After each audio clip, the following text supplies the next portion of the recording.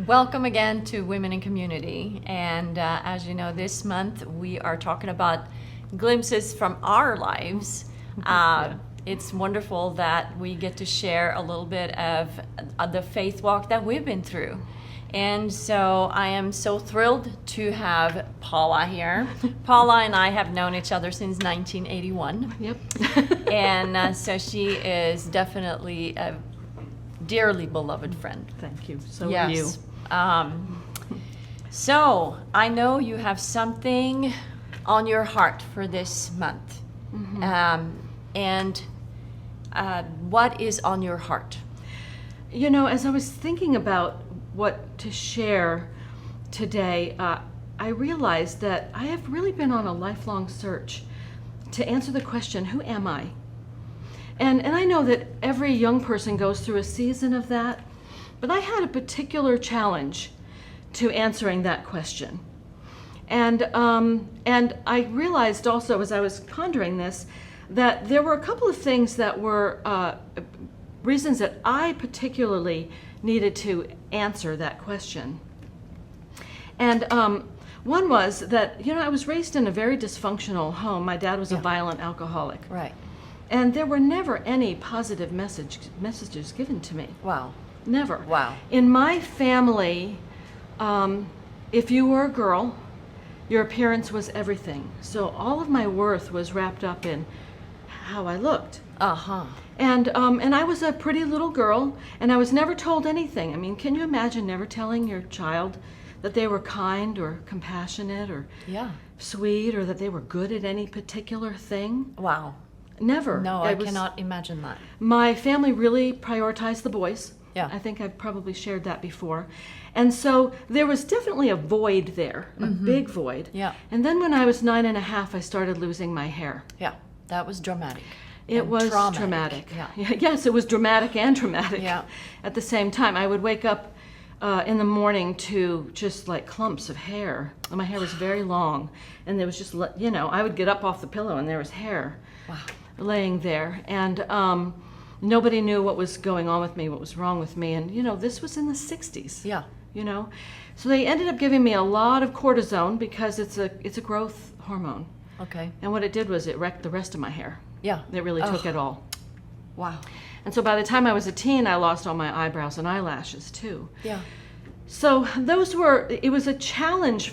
That alone was a challenge. And to be in a really unsupportive family unit. Yeah. It was a double whammy. Yeah, exactly. It really was difficult. And come to find out, years later, my love language is words of affirmation. Yes. Isn't that something?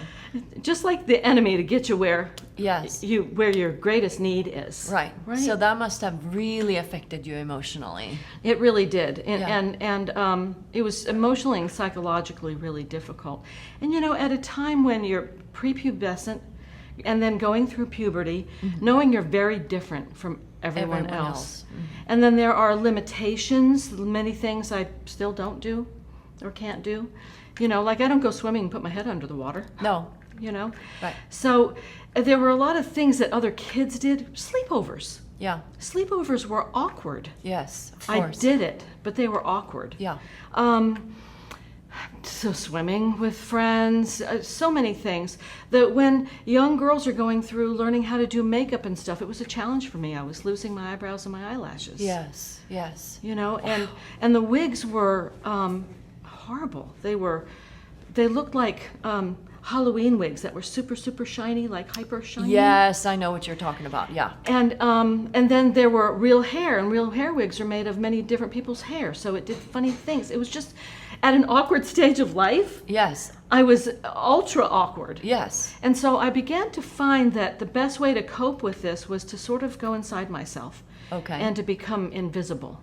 Oh. And I was already invisible in my home. I already felt that very much in the dynamic at home. Yeah. And so socially, I didn't start out a really shy girl, but boy, I became very shy. Yeah. Painfully so, because it was safest to not have any attention paid to me. Right. I dreaded being called up in front of the classroom. Right. And then when, you get into high school, junior high, in high school, you have to go into gym. Yeah. and I'm not going into the showers. And running around, playing field hockey, my wig would get loose. Oh, my my wig came off in goodness. public a number of times. Wow. And, nobody ever knew how to respond. I was completely isolated in this. I was so alone. Yeah. I can not even imagine. I cannot even begin to, teenage years or even elementary, Yeah. are so hard. They're so hard. Already. Yeah. And then have this to deal Yeah. with. And then on top of that, you did not have the support at home. And nobody really got you. Nobody Yeah, really supported exactly. you. Right. Nobody saw you. Nobody Right. could understand what you really went through with Yes. all of these hundreds of situations. Yes, yes. Oh my goodness. It was just so difficult. And I had very few people in my life who saw me. Right. Like you said. Yeah. There were a few, I didn't know the Lord and I wasn't raised in church. And I could look back and see but God strategically placed certain people. And if you look at your own life, you might be able to connect those dots as well. Yeah. They fed me some of the messages that I Right. needed, or showed me some glimpses of having some value. Yeah. But I really had like almost no self-esteem. Right. And so, So what was the answer? yeah. Because you certainly have self-esteem now. And I'm certainly not shy. Yes, the answer was I was actually on the brink of a nervous breakdown at the age of 17 and a half actually, when a friend of mine began talking to me about Jesus. And, I had an experience with the Lord when I got saved that night where I got a revelation of two things. One was, to me, Jesus was a myth. He was a story, and I knew very few Bible stories at all. Right. And born of a virgin, and yeah, come on, Yeah.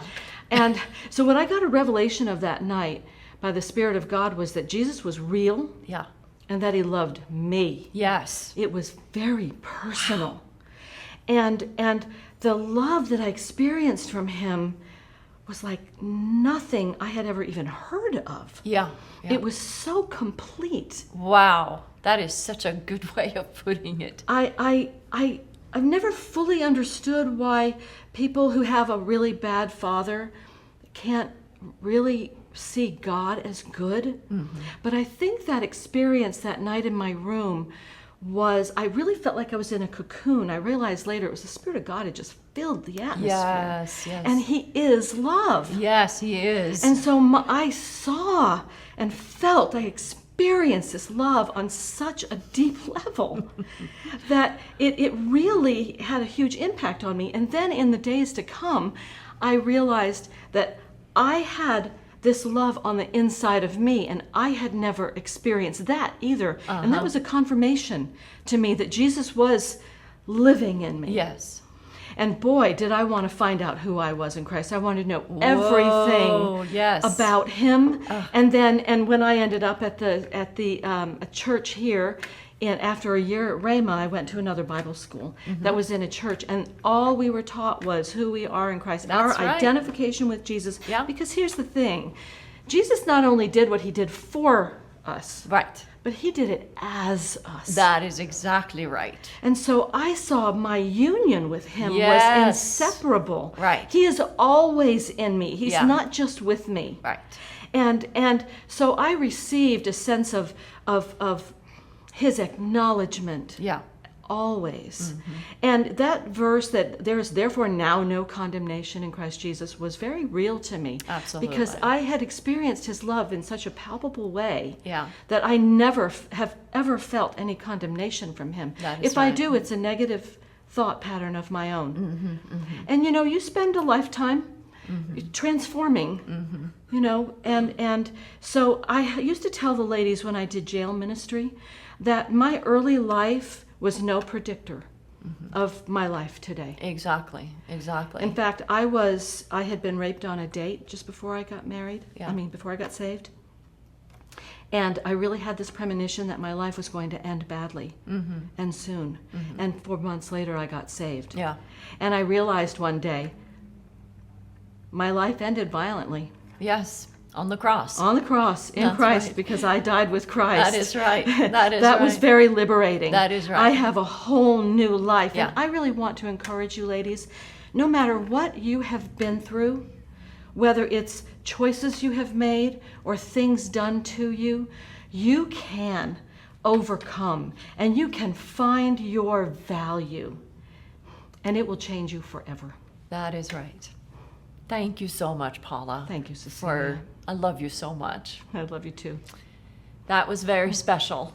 And if there's something that we are all about in Women in Community, it is to somehow convey this reality of God's love and our identification with Jesus. Yes. And so please share this video with people that you know, because I know that there are a lot of women out there that need to hear what Paula was sharing with us today.